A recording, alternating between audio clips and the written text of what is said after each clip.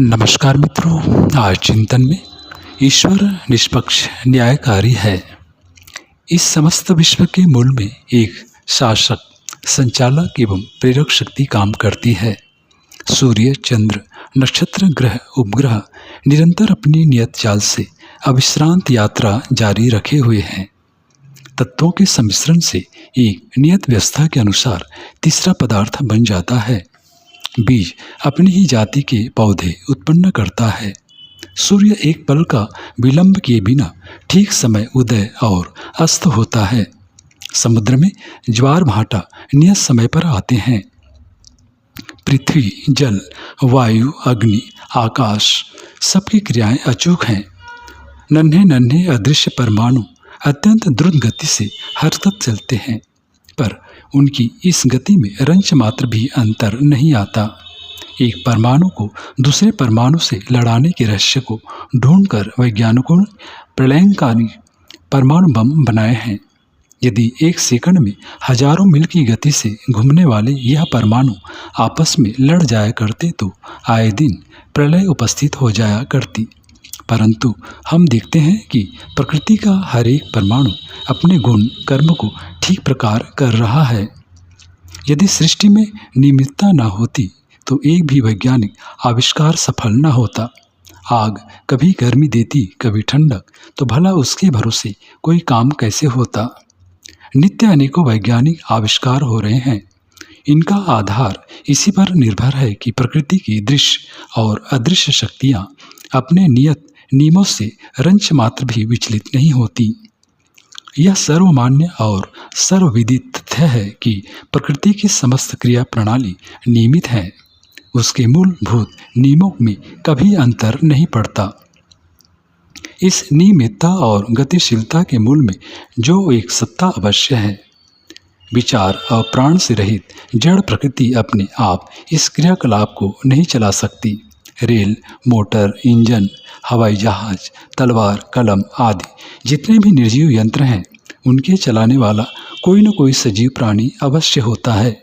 इसी प्रकार प्रकृति के निमित्ता और उद्गम केंद्र भी कोई न कोई एक अवश्य है। उस केंद्र को हम ईश्वर कहते हैं। ईश्वर का अर्थ है स्वामी। जड़ प्रकृति के निर्माण, व्यवस्था एवं संचालन में जो शक्ति काम करती है वह ईश्वर है। केवल जड़ प्रकृति का ही नहीं, चेतन जगत का भी वह पूरी तरह नियमन करती है। इसने अपने नियमों के अंतर्गत प्राणी मात्र को बांध रखा है। जो उस ईश्वर के नियमों के अनुसार चलते हैं वे सुखी रहते हैं, विकसित होते हैं, और जो उन नियमों को तोड़ते हैं वे दुख पाते और हानि उठाते हैं। स्वास्थ्य के नियमों पर चलने वाले सदाचारी, संयमी, मिताहारी लोग स्वस्थ रहते हैं, और चटोरे, दुराचारी, स्वेच्छाचारी लोग बीमारी, कमजोरी एवं अकाल मृत्यु के शिकार होते हैं।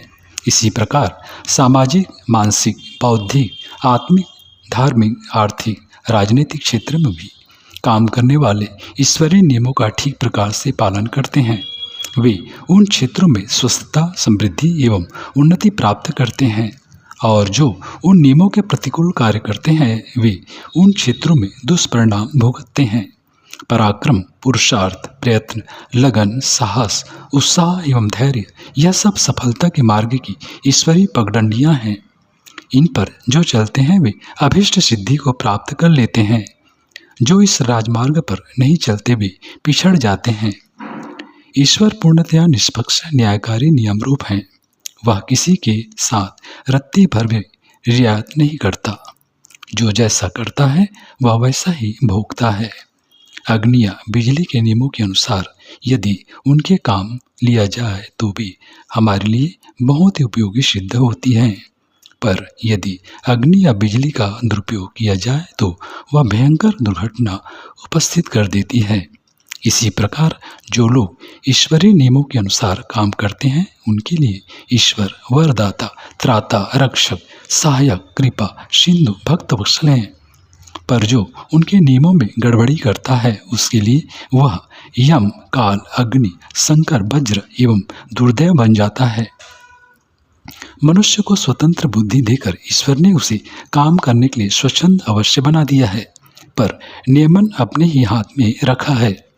वह जैसे को तैसा फल दिए बगैर नहीं छोड़ता।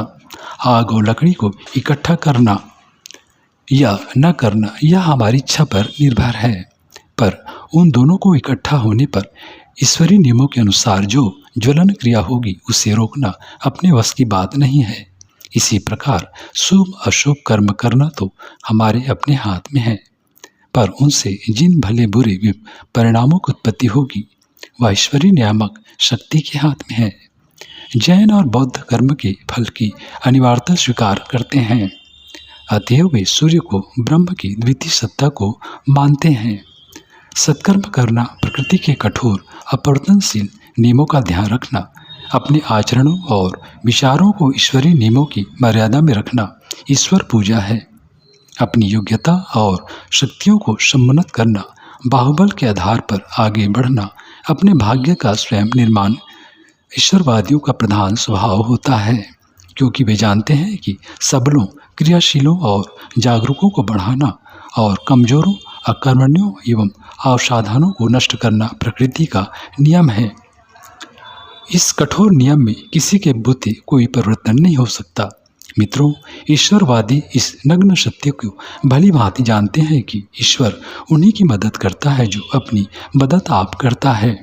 इसलिए वे ईश्वरी कृपा प्राप्त करके उसके नियमों से लाभ उठाने के लिए सदा शक्ति संचय करने तथा आगे बढ़ने के लिए प्रयत्नशील रहते हैं।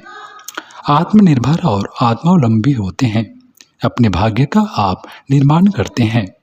ईश्वरी नियमों को ध्यानपूर्वक देखते, परखते और हृदयंगम करते हैं तथा उनकी वज्रोपम कठोरता एवं अपरिवर्तनशीलता का ध्यान रखते हुए अपने आचरणों को औचित्य की, धर्म की सीमा के अंतर्गत रखते हैं।